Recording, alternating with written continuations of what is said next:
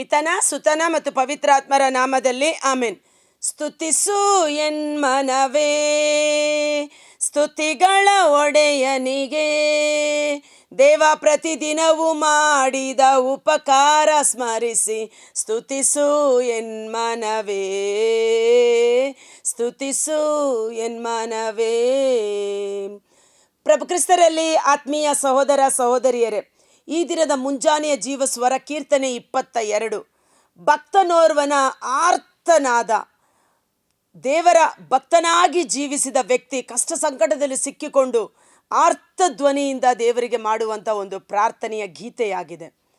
ಇದು ಕಂಪ್ಲೀಟ್ ಆಗಿ ಪ್ರಭು ಯೇಸುವಿನ ಶಿಲುಬೆ ಮರಣ ಯಾತನೆಯನ್ನು ದರ್ಶನದ ರೂಪದಲ್ಲಿ ನೋಡುತ್ತಾ ಬರೆದಂಥ ಒಂದು ಗೀತೆ ಅಂತ ಹೇಳ್ಬೋದು. ಯಾಕಂದರೆ ಇದರಲ್ಲಿ ಬರುವ ಒಂದೊಂದು ಪದಗಳು, ಆ ಎಕ್ಸ್ಪ್ಲನೇಷನ್ನು, ಆ ವಿವರಣೆ ಪ್ರಭು ಯೇಸುವಿಗೆ ಹೋಲಿಕೆ ಮಾಡಿ ಬರೆದಂತಾಗಿದೆ. ದೇವ, ಓ ಎನ್ನ ದೇವ, ಏಕೆನ್ನ ಕೈ ಬಿಟ್ಟೆ? ಇದನ್ನು ಎಲ್ಲಿ ಕೇಳಿಸ್ಕೊಂಡಿದ್ದೀವಿ? ದೇವ, ಓ ಎನ್ನ ದೇವ, ಏಕೆನ್ನ ಕೈ ಬಿಟ್ಟೆ? ನನ್ನ ದೇವರೇ, ನನ್ನ ದೇವರೇ, ನನ್ನನ್ನೇಕೆ ಕೈ ಬಿಟ್ಟೀರಿ? ಹೌದು, ಕಿವಿಗೊಡದೆ ಏಕೆ ದೂರವಾಗಿ ಬಿಟ್ಟೆ?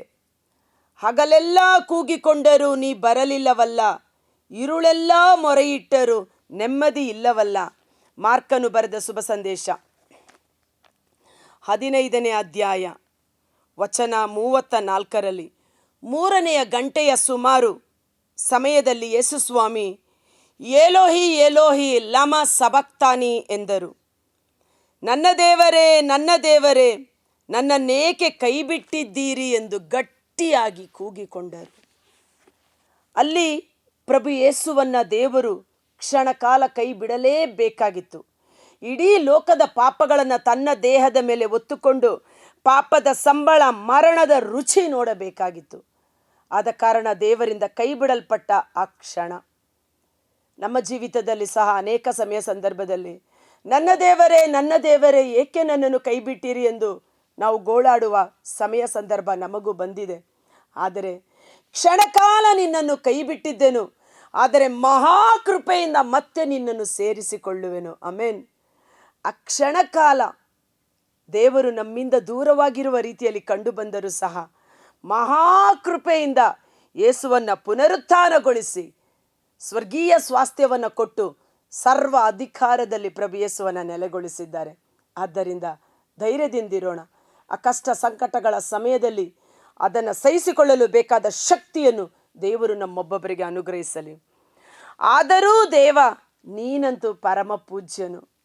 ನನ್ನ ಕೈ ಬಿಟ್ಟರೂ, ನನ್ನ ಕೈ ಬಿಡದಿದ್ದರೂ, ಆದರೂ ದೇವ, ನೀನಂತೂ ಪರಮ ಪೂಜ್ಯನು. ಇಸ್ರಾಯೇಲರ ಸ್ತುತ್ಯ ಸಿಂಹಾಸನದಲ್ಲಿ ಆಸೀನನು.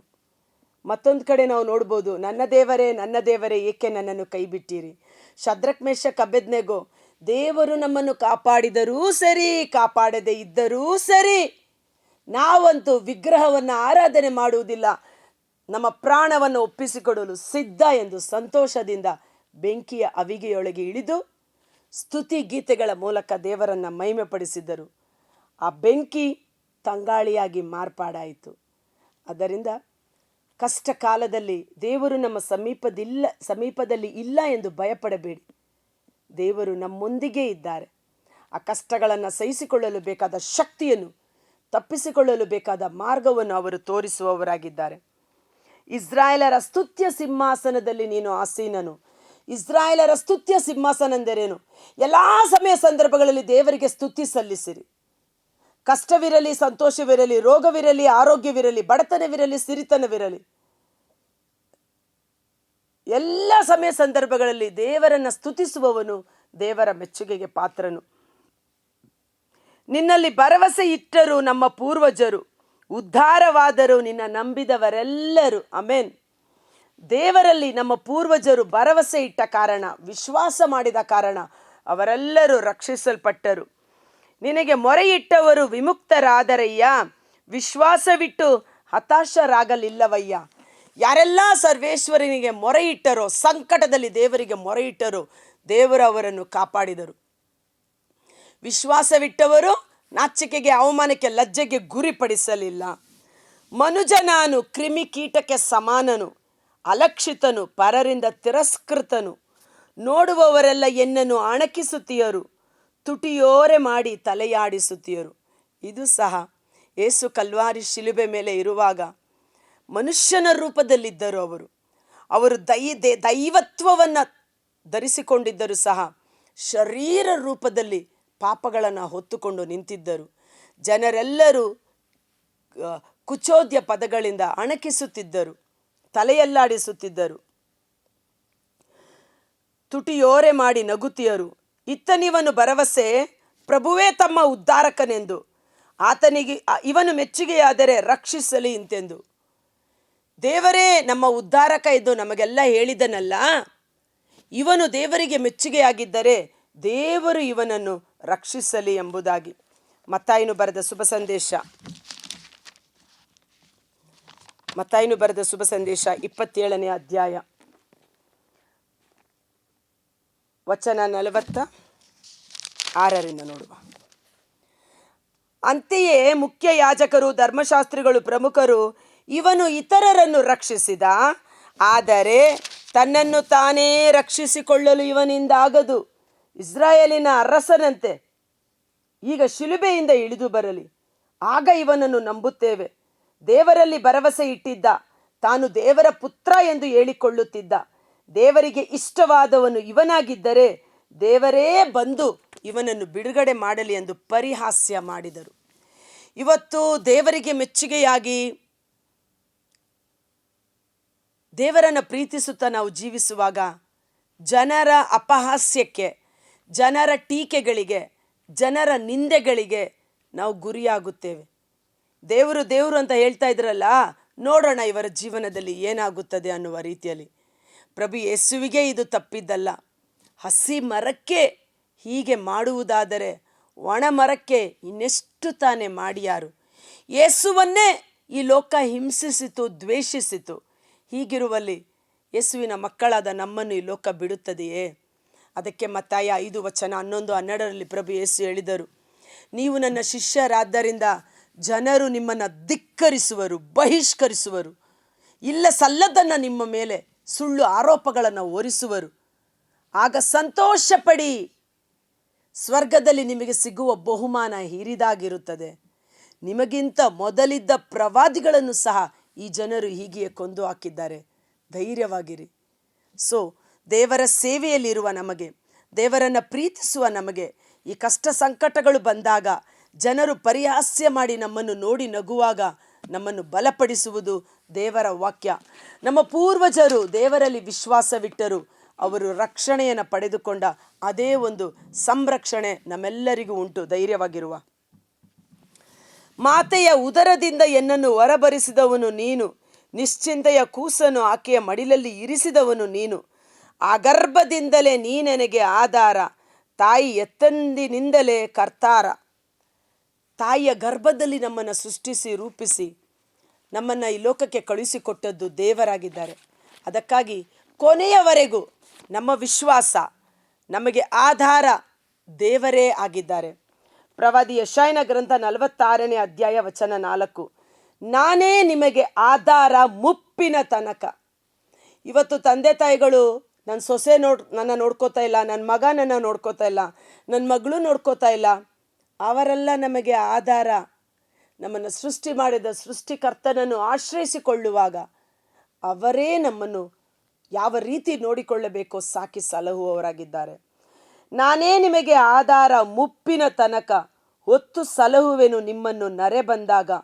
ಉಂಟು ಮಾಡಿದವನು ನಾನೇ, ಹೊರುವವನು ನಾನೇ, ಹೌದು ನಿಮ್ಮನ್ನು ಹೊತ್ತು ಸಲಹುವವನು ನಾನೇ. ನಮ್ಮನ್ನು ಹೊತ್ತು ಸಾಕಿ ಸಲಹಿ ಪೋಷಣೆ ಮಾಡುವವರು ದೇವರೇ ಆಗಿದ್ದಾರೆ. ದುರುಳರು ಅರುಗಲೇ ಇರೆ, ನೆರವಿಗಾರೂ ಇಲ್ಲ, ನನ್ನಿಂದ ನೀ ದೂರ ಸರಿಯುವುದು ಸರಿಯಲ್ಲ. ಸುತ್ತಿಕೊಂಡಿವೆ ನನ್ನನ್ನು ಬಲವಂತ ಹೋರಿಗಳು, ಮುತ್ತಿಕೊಂಡಿವೆ ಬಾಷಾನಿನ ಹಲವು ಗೂಳಿಗಳು.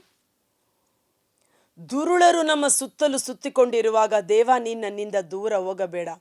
ಬಾಷಾನಿನ ಗೂಳಿಗಳು ಅಂದರೆ ಈ ಕಾಡು ಕೋಣಗಳು, ಆ ಕೊಂಬುಗಳು, ಅವು ಎಷ್ಟು ರಭಸವಾಗಿ ಬಂದು ಚುಚ್ಚುವಂತೆ ನಮ್ಮ ಸಮೀಪದಲ್ಲಿ ಬಂದು ನಿಂತುಕೊಂಡಿರಬಹುದು. ಆದರೂ ಭಯಪಡಬೇಡಿ. ಗರ್ಜಿಸುವ ಉಗ್ರ ಸಿಂಹಗಳಂತೆ ವೈರಿಗಳು ಕಾದಿಯರು ಬಾಯಿ ತೆರೆದು ನನ್ನ ಕಬಳಿಸಲು. ಕ್ಷಯಿಸುತ್ತಿರುವೆನ ಚೆಲ್ಲಿದ ನೀರಿನಂತೆ, ಎಲುಬುಗಳು ಅಲಗಿವೆ, ಎದೆ ಕರಗಿದೆ ಮೇಣದಂತೆ. ಎನ್ನ ಗೋಣು ಒಣಗಿ ಹೋಗಿದೆ ಒಡೆದ ಮಡಕೆಯಂತೆ. ಅಂಗಳಕ್ಕೆ ಜಿವ್ವೆ ಅಂಟಿದೆ ಮಣ್ಣಿಗೆನ್ನ ಸೇರಿಸದೆ. ಜಿವ್ವೆ ನಾಲಿಗೆ ಹಾಗೆ ಅಂಟಿಕೊಂಡಿದೆ. ಶಿಲುಬೆಯ ಮೇಲೆ ಪ್ರಭು ಯೇಸು ನನಗೆ ದಾಹವಾಗಿದೆ, ದಾಹವಾಗಿದೆ, ಸ್ವರ ಮಾತನಾಡಲು ಸಹ ಸಾಧ್ಯವಾಗದೆ ಅಂಥ ಒಂದು ಯಾತನೆಯನ್ನು ಅನುಭವಿಸಿದರು. ಕ್ರೂರವಾದ ಸಿಪಾಯಿಗಳು ಅವರ ಸುತ್ತಲೂ ಸುತ್ತುವರೆದಿದ್ದರು. ಒಂದು ಕ್ಷಣ ಕಾಲ ನಾವು ನಮ್ಮ ಕಣ್ಗಳನ್ನು ಮುಚ್ಚೋಣ. ಕರ್ತರಾದ ಯೇಸುವೆ, ದೇವಾ, ನನ್ನ ದೇವ, ಏಕೆ ನನ್ನನ್ನು ಕೈಬಿಟ್ಟೆ? ನನ್ನಿಂದೇಕೆ ನೀ ದೂರವಾದೆ ಎಂದು ಅಂದು ಪ್ರಭು ಯೇಸು ಕಲ್ವಾರಿ ಶಿಲುಬೆಯ ಮೇಲೆ ಆರ್ತಧ್ವನಿಯಿಂದ ಪ್ರಾರ್ಥನೆ ಮಾಡಿದರು.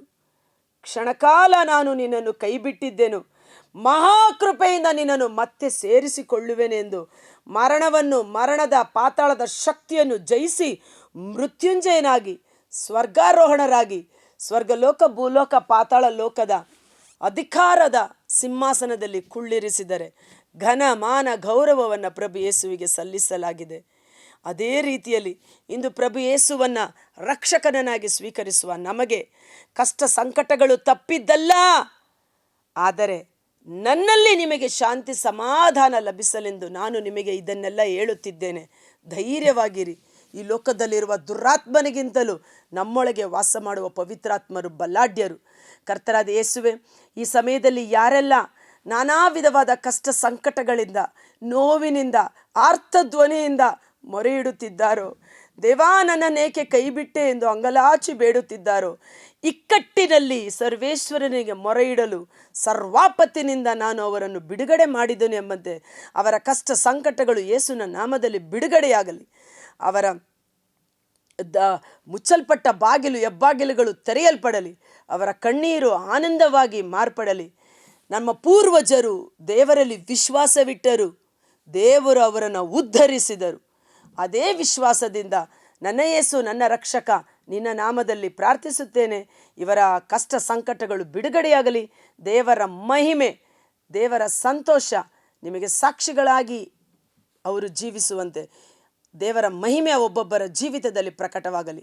ಯೇಸುವಿನ ಅದ್ಭುತಕರವಾದ ನಾಮದಲ್ಲಿ ಪ್ರಾರ್ಥಿಸಿ ಬೇಡಿ ಹೊಂದಿಕೊಳ್ಳುತ್ತೇವೆ. ಆಮೆನ್. God bless you. ಈ ವಿಡಿಯೋ ಲಿಂಕನ್ನು ಪರರಿಗೂ ಶೇರ್ ಮಾಡಿ ಆಶೀರ್ವಾದವನ್ನು ಹೊಂದಿಕೊಳ್ಳಿ. ಎಷ್ಟೋ ಜನ ಬೇರೆ ಏನೇನೇನೋ ಶೇರ್ ಮಾಡ್ತಾರೆ, ಆದರೆ ಈ ದೇವರ ವಾಕ್ಯ ಕೇಳುವವನು ಧನ್ಯನು, ಓದುವವನು ಧನ್ಯನು, ಅದರಂತೆ ಜೀವಿಸುವವನು ಧನ್ಯನು. ಅದನ್ನು ಶೇರ್ ಮಾಡಿ ಪರರಿಗೆ ಈ ವಾಕ್ಯವನ್ನು ಕಳಿಸಿಕೊಡುವವನು ಇನ್ನೂ ಧನ್ಯನು. Thank you.